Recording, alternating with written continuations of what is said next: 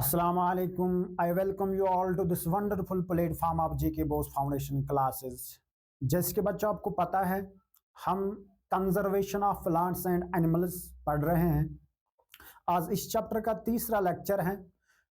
हमने पिछले लेक्चर में बच्चों डिस्कस हम कर रहे थे प्रोटेक्टेड एरियाज के बारे में, जिसमें मैंने आपको पढ़ाया है बायोस्फीयर रिजर्व क्या होते हैं और वाइल्ड लाइफ सेंचुरीज क्या होता है। तो आज हम एक और प्रोटेक्टेड एरिया की बात करेंगे, ठीक है ना, जिसका नाम है नेशनल पार्क्स। सुनेगा बच्चों, ये नेशनल पार्क्स क्या होते हैं। नेशनल पार्क्स ये भी एक रिलेटिवली लार्ज एरिया होता है, ठीक है ना, जिसको जहां पे क्या हमें देखने को मिलेगी, जो अट्रैक्टिव होती है, जहां पे सीनिक ब्यूटी देखने को मिल रहे हैं, जिसको प्रोटेक्ट और मेंटेन गवर्नमेंट ऑफ सेंट्रल, यानी कि गवर्नमेंट इसको बच्चों क्या करता है, मेंटेन करता है, ताकि हम फ्लोरा और फाना को प्रिजर्व करें और जो उस एरिया के हिस्टोरिकल ऑब्जेक्ट्स होते हैं ना, उनको प्रिजर्व करने के लिए ऐसे प्रोटेक्टेड एरिया को, ठीक है ना, जहां पे जो अट्रैक्टिव होती हैं और जिसको मेंटेन और प्रोटेक्ट गवर्नमेंट करता है, क्या करने के लिए, फ्लोरा और फाना को प्रिजर्व करने के लिए। आगे जाके बच्चों मैं आपको बोलूंगा ये फ्लोरा क्या होता है और फाना क्या होता है। फ्लोरा याद रखिएगा बच्चों, प्लांट्स जिनको हम बोलते हैं शॉर्ट में, और फाना का मतलब होता है एनिमल्स।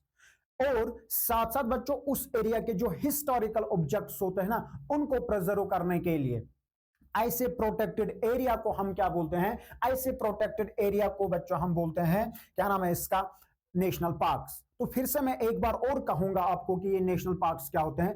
नेशनल पार्क्स ये वो एक लार्ज एरिया होता है, ठीक है ना, जहां पे सीनिक ब्यूटी होती है, जो अट्रैक्टिव होती है, साथ साथ इसी प्रोटेक्टेड एरिया को, यानी कि नेशनल पार्क्स को प्रोटेक्ट और मेंटेन गवर्नमेंट करता है, क्या प्रिजर्व करने के लिए, फ्लोरा एंड फाना को प्रिजर्व करने के लिए, and the historical objects of the area, ठीक है ना। ऐसे प्रोटेक्टेड एरिया को याद रखिएगा बच्चों, ऐसे प्रोटेक्टेड एरिया को हम क्या बोलते हैं, ऐसे प्रोटेक्टेड एरिया को हम बोलते हैं नेशनल पार्क्स। क्या बोलते हैं, नेशनल पार्क्स बोलते हैं। फिर से सुनो मेरी बात गौर से, मैं आपको बच्चों क्या बोल रहा हूं, मैं आपको बोल रहा हूं कि ये जो नेशनल पार्क्स होते हैं, नेशनल पार्क्स प्रोटेक्टेड एरियाज होते हैं जिनके अंदर फ्लोरा और फाना को प्रिजर्व किया जाता है। तो यहां पे बच्चों आप क्या लिखोगे, डेफिनेशन में आप क्या लिखोगे कि क्या होते हैं ये नेशनल पार्क्स। मैं बोल रहा हूं कि बच्चों ये नेशनल पार्क्स होते हैं रिलेटिवली, क्या होते हैं, relatively large area, relatively large area of scenic beauty, जो बहुत ब्यूटी यहां पे देखने को मिल रही है, ठीक है ना, जो अट्रैक्टिव होती है, जिसको protected and maintained, protected and maintained by government to preserve flora and fauna and the historic objects of the area, objects of the area. ये जो बच्चों ऑब्जेक्ट, हिस्टोरिक ऑब्जेक्ट्स है ना, इनके मैं बात अभी आपके साथ बोलूंगा। हिस्टोरिक ऑब्जेक्ट्स का मतलब क्या है, तो एक और मकसद होता है बच्चों, नेशनल पार्क्स का एक और मकसद होता है इस्टेब्लिश करना। वो ये है कि ये जो नेशनल पार्क्स होते हैं ना, they also provide human recreation, क्या बच्चों देते हैं, ह्यूमन रिक्रिएशन एंड एंजॉयमेंट, जो आपको पता ही है, ह्यूमन रिक्रिएशन एंड एंजॉयमेंट। और याद रखिएगा बच्चों, ये जो नेशनल पार्क्स होते हैं, मैं बोल रहा हूं कि इनका दूसरा मकसद होता है, एक और अनदर पर्पस ये होता है इनको इस्टेब्लिश करना है कि ये क्या करते हैं, they provide human recreation and enjoyment.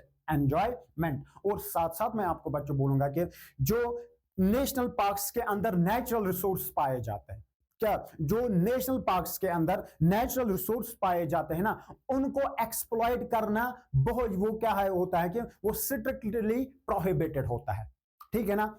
और इनके अंदर नेशनल पार्क्स के अंदर बच्चों क्या नाम है इसका, जो ह्यूमन एक्टिविटीज होते हैं, जैसे कि मैं आपको बोलूंगा कि माइनिंग, ठीक है ना, माइनिंग, ठीक है ना, मैं आपको बच्चों बोलूंगा फिशिंग, माइनिंग, फिशिंग होती है, एटसेट्रा एटसेट्रा बच्चों।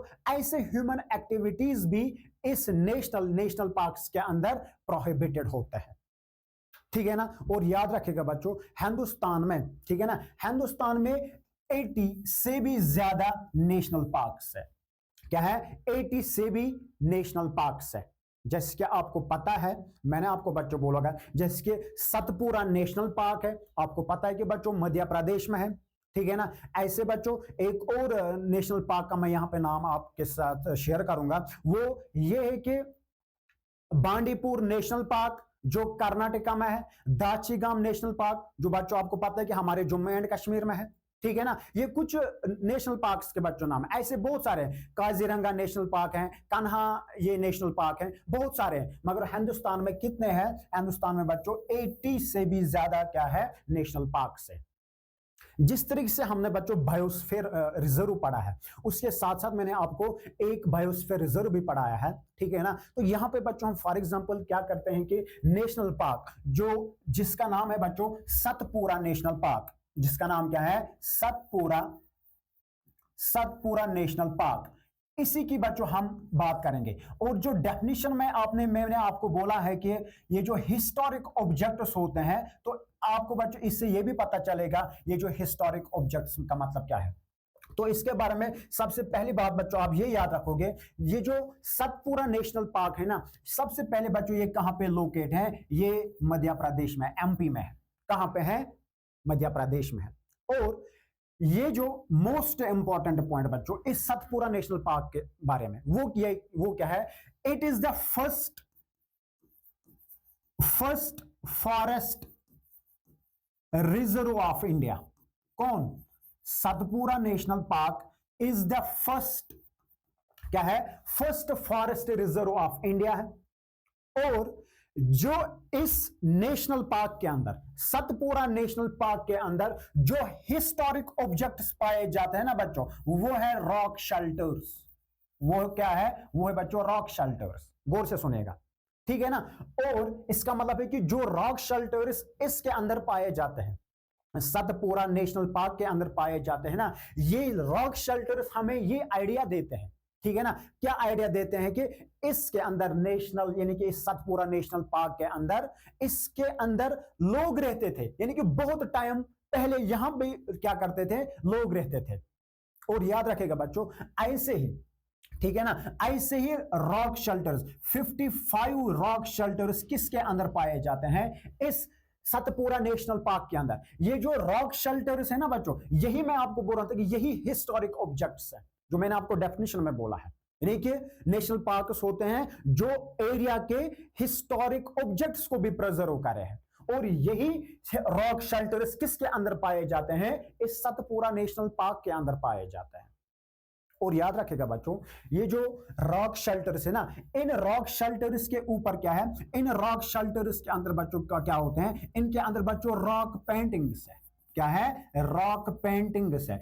और ये जो रॉक पेंटिंग्स है ना, इन रॉक पेंटिंग्स में किसके पिक्चर्स डिपिक्ट करके हैं? इनके अंदर बच्चों, इनके अंदर इन रॉक शेल्टर्स पे बच्चों इंसानों के पिक्चर्स थे। इनके अंदर बच्चों क्या नाम इसका, हंटिंग जो है ना, हंटिंग के पिक्चर्स है, या कुछ म्यूजिकल इंस्ट्रूमेंट्स के पिक्चर्स इन पे डिपिक्ट करके होते हैं। और जब हम इनको, यानी कि इन रॉक शेल्टर्स और प्लस इन रॉक पेंटिंग्स को देखते हैं ना, ये बच्चों इस सतपुरा नेशनल पार्क के अंदर क्या है, ये सतपुरा नेशनल पार्क के अंदर बच्चों हिस्टोरिक ऑब्जेक्ट्स हैं। और यही रॉक शेल्टर्स प्लस यही रॉक पेंटिंग्स जो होते हैं ना, ये इस सतपुरा नेशनल पार्क को बच्चों अट्रैक्टिव बनाते हैं, ठीक है ना। इसी की वजह से, इन्हीं हिस्टोरिक ऑब्जेक्ट्स की वजह से बहुत सारे लोग, ठीक है ना, बहुत सारे टूरिस्ट इसकी तरफ अट्रैक्ट हो जाते हैं।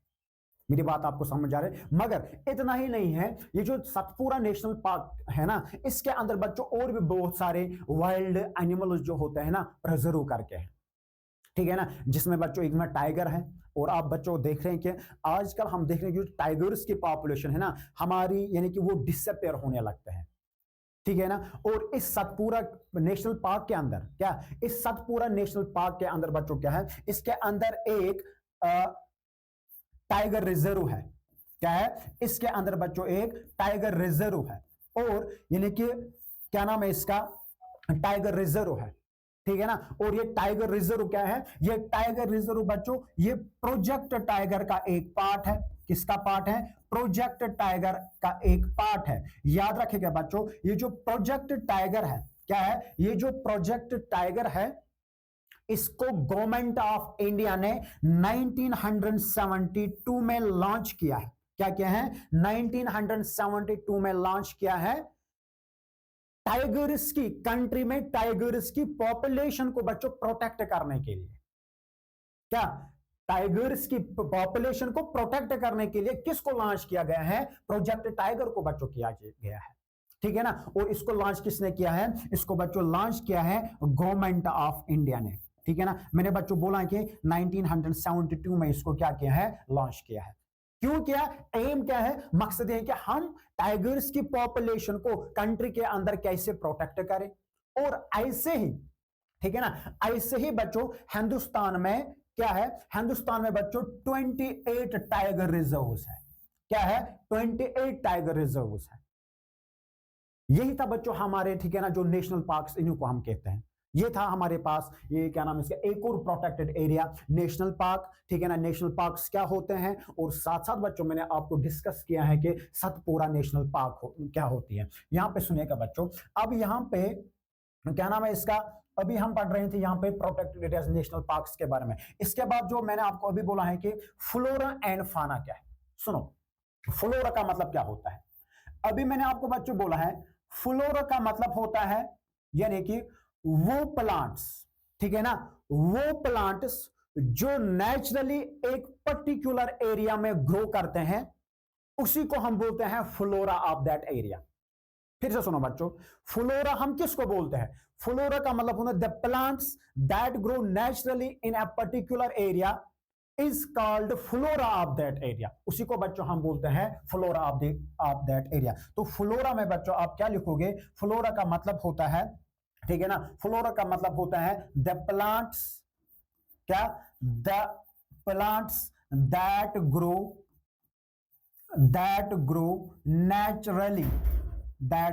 Naturally in a particular area, ठीक है ना। ऐसे प्लांट्स, ठीक है ना, इसी को हम बोलते हैं इन अ पर्टिकुलर एरिया। इसको बच्चों हम बोलते हैं flora of that area, flora of that area. तो फ्लोरा का मतलब क्या होता है, जब एक पर्टिकुलर एरिया में प्लांट्स नेचुरली ग्रो करेंगे, उसको बच्चों हम बोलते हैं क्या, फ्लोरा ऑफ दैट एरिया। जैसे कि मैं आपको बोलूंगा, ठीक है ना, हमने बच्चों इससे पहले पचमाही बायोस्फीयर रिजर्व पढ़ा है। जब हम देखते हैं कि बच्चों उसमें क्या है, उस पचमाही बायोस्फीयर रिजर्व में, ठीक है ना, वहां पे बच्चों टीक पाया जाता है, प्लांट, ठीक है ना, टीक प्लांट्स पाए जाते हैं। वहां पे बच्चों क्या पाया जाता है, वहां पे बच्चों साल पाया जाता है, वहां पे बच्चों वाइल्ड मैंगो पाया जाता है, ठीक है ना, वाइल्ड मैंगो पाया जाता है। समझ में आपको आया। इसका मतलब है कि ये जो टीक है, ये जो साल है, ये जो बच्चों क्या है, ये जो वाइल्ड मैंगो है, these are called the flora of Pachmarhi biosphere reserve. यही बच्चों इसी के अंदर एक पर्टिकुलर एरिया में पाए जाते हैं, ठीक है ना। तो इसी को हम कहेंगे क्या, इसी को हम कहेंगे flora of Pachmarhi biosphere reserve. उसके बाद यहां पे बच्चों मैं आपको बोलूंगा कि फाना क्या होता है, ठीक है ना। दूसरी जो टर्म है वो क्या है, वो है बच्चों फाना। क्या है, फाना का मतलब होता है, फाना का बच्चे मतलब होता है वो एनिमल्स, क्या, वो एनिमल्स जो क्या करते हैं, जो नेचुरली किसी एक पर्टिकुलर एरिया में रहते हैं, लेकिन the animals that live naturally in a particular area, ठीक है ना, उसको हम क्या क्या कहेंगे, उसको बच्चों हम कहेंगे फाना ऑफ दैट एरिया। क्या कहोगे बच्चों आप यहां पे, क्या याद रखोगे, द एनिमल्स दैट लिव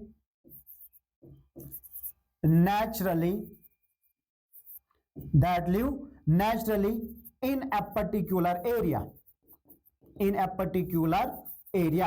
इसको हम क्या कहेंगे, इसको बच्चों हम कहेंगे फाना ऑफ दैट एरिया, फाना ऑफ दैट एरिया। जैसे कि बच्चों मैं आपको बोलूंगा यही क्या है, ये जो पचमाही बायोस्फीयर रिजर्व है ना, इसके अंदर क्या पाया जाता है, इसके अंदर बच्चों पाया जाता है, क्या नाम है इसका, वाइल्ड डॉग इसके अंदर पाया जाता है, ठीक है ना, वाइल्ड डॉग बच्चों इसके अंदर पाया जाता है।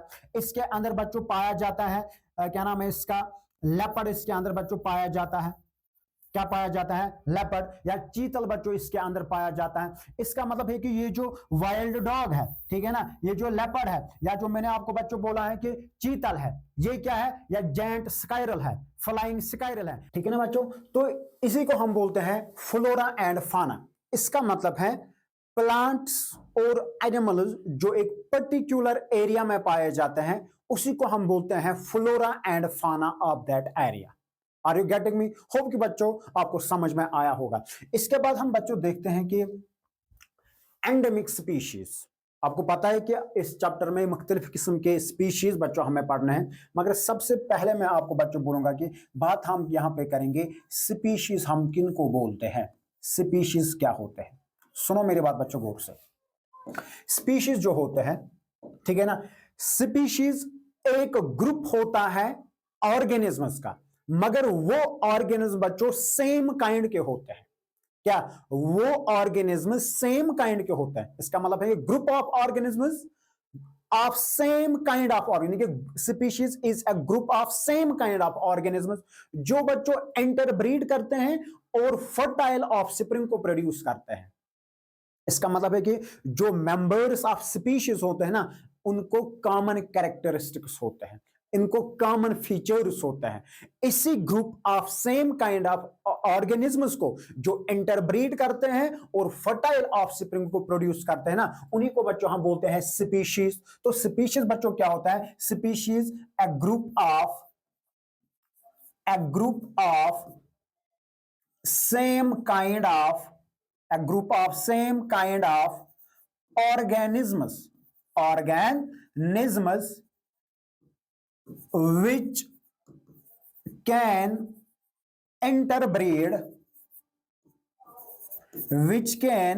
interbreed to produce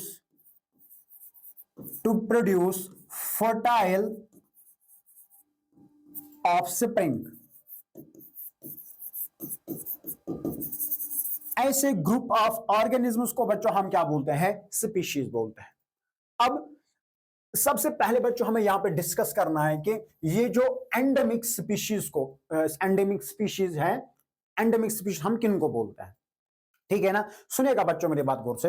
ये जो एंडेमिक स्पीशीज होते हैं, क्या होते हैं? जो एंडेमिक स्पीशीज होते हैं, एंडेमिक स्पीशीज वो स्पीशीज होते हैं, क्या?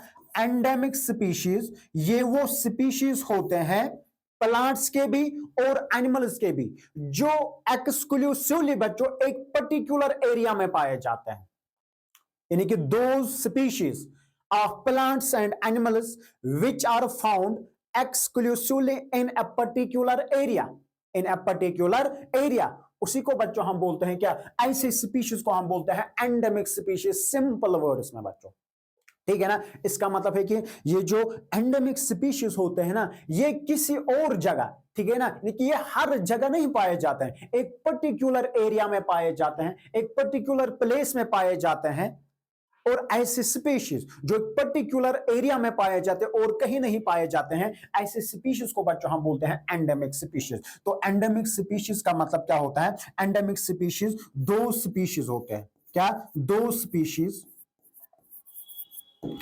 species of plants and animals which are found exclusively in a particular area, यानी कि जो किसी और जगह नहीं पाए जाते हैं, किसी और एरिया में नहीं पाए जाते, एक पर्टिकुलर एरिया में पाए जाते हैं, ऐसी स्पीशीज को बच्चों हम बोलते हैं एंडेमिक स्पीशीज। जैसे कि मैंने आपको अभी बोला है, जैसे कि बच्चों मैंने आपको बोला कि अगर प्लांट की बात करेंगे, क्योंकि मैंने बोला कि बच्चों एंडेमिक स्पीशीज में प्लांट्स भी आते हैं और इसमें एनिमल्स भी आते हैं, जैसे बच्चों मैंने अभी आपको बात मैंने की है वाइल्ड मैंगो की, मैंने बात की है, मैंने बच्चों साल की बात की है। और अगर हम देखेंगे ना ये जो स्पीशीज है, ठीक है ना, ये सिर्फ और सिर्फ पचमाही बायोस्फीयर रिजर्व में पाए जाते हैं, तो हम कहेंगे ये जो साल एंड क्या है वाइल्ड मैंगो है, these are the endemic flora of Pachmarhi biosphere reserve, ठीक है ना, endemic flora of Pachmarhi biosphere reserve. और जैसे कि मैंने आपको बच्चों बोला है कि एनिमल्स की बात करेंगे, जायंट स्काइरल है या फ्लाइंग स्काइरल है, या बच्चों मैं आपको यहां पे बोलूंगा कि जो बाइसन है, ठीक है ना, ये कुछ एनिमल स्पीशीज है जो सिर्फ और सिर्फ कहां पे पाए जाते हैं, पचमाही बायोस्फीयर रिजर्व है। तो इसका मतलब ये एक पर्टिकुलर एरिया में पाए जाते हैं, और ऐसे ही स्पीशीज को हम बोलते हैं एंडेमिक स्पीशीज। होप कि बच्चों आपको समझ में आया होगा। इसके बाद जब हम बच्चों बात और करते हैं, इसके बाद हमारे पास एंडेमिक स्पीशीज के बाद क्या आता है, एंडेमिक स्पीशीज के बाद बच्चों हमें आता है एक्सटिंक्ट स्पीशीज। क्या? Extinct species. गौर से बच्चों याद रखिएगा, एक्सटिंक्ट स्पीशीज। एक्सटिंक्ट स्पीशीज वो स्पीशीज होते हैं, एक्सटिंक्ट स्पीशीज वो स्पीशीज होते हैं जो अर्थ पे बच्चों किसी भी जगह एग्जिस्ट नहीं होते हैं, यानी कि बहुत टाइम तक, ठीक है ना, यानी कि बहुत टाइम से ये एग्जिस्ट नहीं हो रहे हैं अर्थ पे, ऐसे ही स्पीशीज को हम बोलते हैं एक्सटिंक्ट स्पीशीज। तो एक्सटिंक्ट स्पीशीज का मतलब होता है दो स्पीशीज या the species which no longer exist anywhere on the earth, जो जमीन में बच्चों किसी भी जगह एग्जिस्ट नहीं हो रहे हैं, एग्जिस्ट ही नहीं करते हैं, ऐसे ही स्पीशीज को हम बोलते हैं क्या, एक्सटिंक्ट स्पीशीज। इसका मतलब है कि एक्सटिंक्ट स्पीशीज आप कह सकते हैं ये वो स्पीशीज होते हैं जो कंप्लीटली डाई हो गए हैं, जो कंप्लीटली बच्चों क्या है, मर चुके हो गए। और एक स्पीशीज तब एक्सटिंक्ट बनती है जब उसका लास्ट लिविंग मेंबर डाई होता है।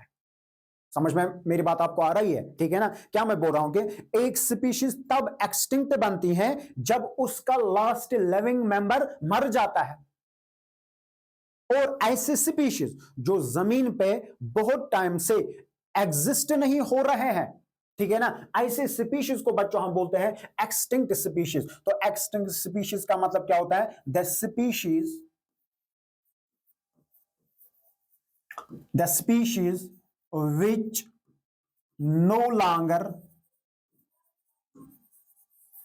which no longer exist anywhere on the earth, ऐसे स्पीशीज को बच्चों हम बोलते हैं एक्सटिंक्ट स्पीशीज। और ये एक्सटिंक्ट स्पीशीज खाली एनिमल्स नहीं होते हैं, ये बच्चों प्लांट्स भी होते हैं, ठीक है ना। जैसे कि बच्चों मैं आपको बोलूंगा इनके एग्जांपल, आपको पता है कि एक्सटिंक्ट स्पीशीज के बारे में, जैसे कि बच्चों आपको पता है कि डायनासोर है, क्या है, डायनासोर है बच्चों, ठीक है ना, डोडो है, क्या है, डोडो है। ये एग्जांपल्स हैं किसके, ये बच्चों एग्जांपल्स हैं एक्सटिंक्ट स्पीशीज के। या बच्चों मैं आपको बोलूंगा इसमें क्या है, इसमें बच्चों क्राई वायलेट, क्या है, क्राई वायलेट बच्चों एक प्लांट है, ये भी क्या है, ये भी है। या बच्चों कलामाइटिस है, क्या है, कलामाइटिस है, ये क्या है, ये बच्चों एक्सटिंक्ट प्लांट्स है, यानी कि एक्सटिंक्ट प्लांट स्पीशीज है। और डायनासोर बच्चों आपको तो क्या एनिमल स्पीशीज है, और आज से कि इसका मतलब बच्चों ये पूरी तरीके से क्या हो गए हैं, जमीन से ही वैनिश हो गए हैं। और ऐसे स्पीशीज को हम बोलते हैं क्या, एक्सटिंक्ट स्पीशीज। होप कि बच्चों ये जो डेफिनेशंस मैं यहां पे आपको लिखवा रहा हूं, आप भी बच्चों इनको कॉपी करोगे, ठीक है ना। इसके बाद एक और स्पीशीज बच्चों होते हैं जिन स्पीशीज को हम बोलते हैं एंडेंजर्ड स्पीशीज, जिन स्पीशीज को हम क्या बोलते हैं, एंडेंजर्ड स्पीशीज। याद रखिएगा, एंडेंजर्ड स्पीशीज, सुनेगा, एंडेंजर्ड स्पीशीज बच्चों ये वो स्पीशीज होते हैं, ठीक है ना, ये वो स्पीशीज होते हैं जो स्पीशीज जिनको खतरा होता है एक्सटिंक्ट होने का, यानी कि ये फ्यूचर, यानी कि इनका नंबर बच्चों इतना डिमिनिश हुआ होता है इस लेवल तक that they might soon get extinct यानी कि एक्सटिंक्शन बच्चों, यानी कि वे फेस करेंगे एक्सटिंक्शन। इसका मतलब है कि एंडेंजर्ड स्पीशीज वो स्पीशीज होते हैं which are at the risk of extinction, which are at the risk of extinction, या बच्चों आप कह सकते हैं which are at a risk of becoming extinct, जो क्या हो सकते हैं, जो फ्यूचर में बच्चों क्या हो सकते हैं, they might face extinction soon।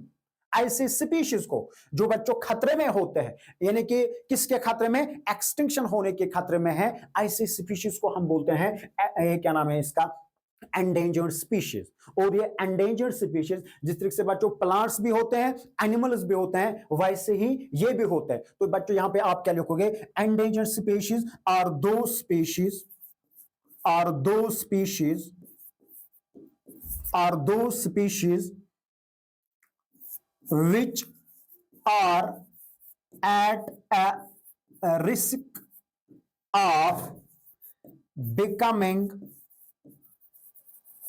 extinct, becoming extinct। ऐसे स्पीशीज को बच्चों हम बोलते हैं एंडेंजर्ड स्पीशीज।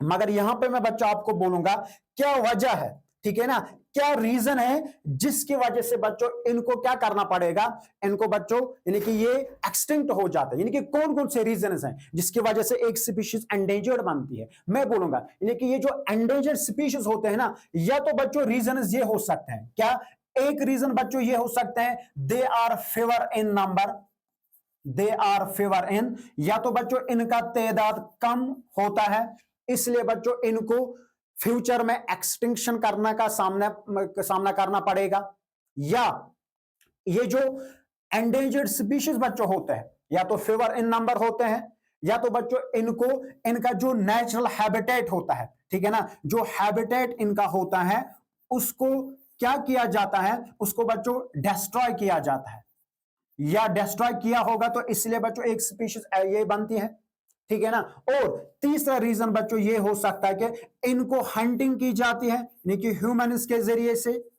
इनको हंट किया जाता है, या बच्चों इनको किल किया जाता है। इनको किल करते हैं, कौन किल करते हैं, इनको प्रेडेटर्स करते हैं। जो प्रेडेटर्स बच्चों होते हैं ना, इनका बच्चों क्या किया, हंट, उन्होंने इनको क्या किया है, शिकार किया होगा। यही रीजन्स होते हैं, इन्हीं रीजन्स की वजह से एक स्पीशीज है ना बच्चों वो एंडेंजर्ड बनते हैं। होप कि बच्चों आपको समझ में आया होगा। ये जो डेफिनेशंस मैंने यहाँ पे लिखवाए हैं इन स्पीशीज के, ये एंडेमिक स्पीशीज हैं और क्या नाम है इसका, एक्सटिंक्ट स्पीशीज है, या बच्चों एंडेंजर्ड स्पीशीज है, ठीक है ना। तो ये आप कॉपी करोगे इंशाल्लाह। मिलते हैं नेक्स्ट लेक्चर के साथ, तब तक अल्लाह हाफिज़ नासिर, अस्सलाम वालेकुम।